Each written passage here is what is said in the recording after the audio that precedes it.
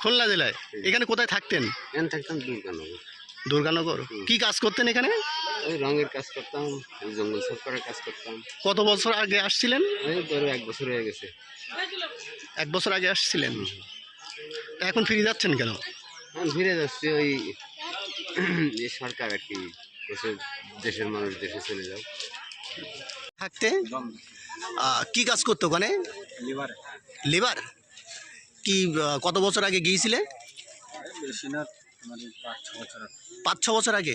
কোনো কাগজপত্র আছে? না। নেই না? এখন কি বাংলাদেশে ফিরে যাবে? হ্যাঁ, তো এইখানে হঠাৎ করে আসলে কি কি কি কি পরিকল্পনা কি?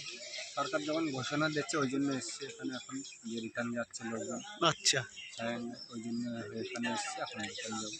কোথায় বাড়ি? কোথায় বাংলাদেশে? বাংলাদেশে কোথায় বাড়ি?